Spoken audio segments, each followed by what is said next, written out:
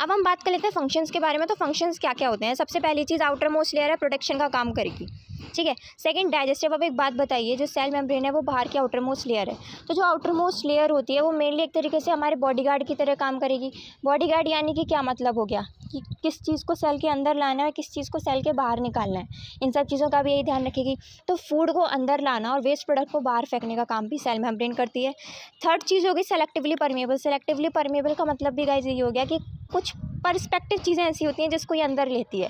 सारी बॉडी की सारी जितने भी मॉलिक्यूल्स होते हैं, जितनी भी चीज़ें होती हैं, जैसे वायरस घुस गया, अब उस वायरस को सेल के अंदर ना ले, उसका काम भी कौन करता है, सेल मेम्ब्रेन करती है।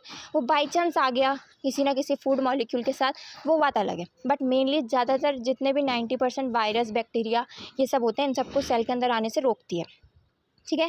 सेलेक्टिवली परमेबिलिटी में भी दो टाइप की हमारे मॉलिक्यूल्स होते हैं, एक होते हैं नॉन पोलर मॉलिक्यूल्स, एक होते हैं पोलर मॉलिक्यूल्स।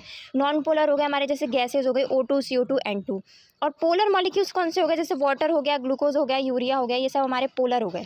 तो जो पोलर मॉलिक्यूल्स होते हैं वो थोड़ा धीरे धीरे सेल के अंदर आते हैं, और जो नॉन पोलर मॉलिक्यूल्स होते हैं वो बहुत जल्दी सेल के अंदर आ जाते हैं। बस आपको इतना याद रखना है, इससे ज़्यादा आपको याद रखने की कोई ज़रूरत नहीं। अब एक बात बताइए, सेलेक्टिवली परमेबिलिटी इसको बनाया किसने होगा। या तो इसके अंदर कोई केमिकल कॉन्स्टिट्यूएंट ऐसा होगा, या फिर फिजिकल इसका नेचर ऐसा होगा। तो केमिकल एंड फिजिकल प्रॉपर्टीज़ जो होती हैं इस मेम्ब्रेन की, ये क्या करती हैं, कंट्रोल करती हैं आयंस को अंदर आने से और बाहर जाने से। कौन कौन से आयंस को अंदर लेना है और कौन कौन से आयंस को बाहर निकालना है, उसको कंट्रोल करती है।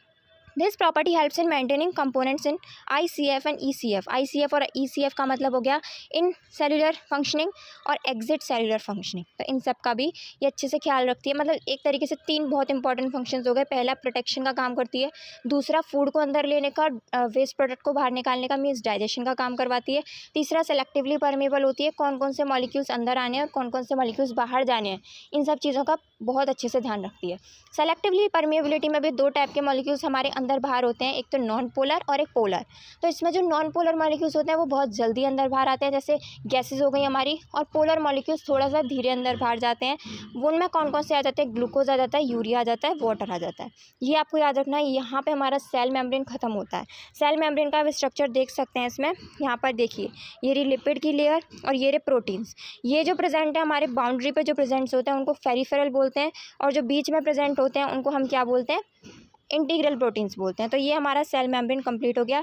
नेक्स्ट के लिए आप मेरे चैनल को सब्सक्राइब कीजिए, और वीडियो अच्छी लगी हो तो इसे लाइक ज़रूर कीजिए। Thank you so much.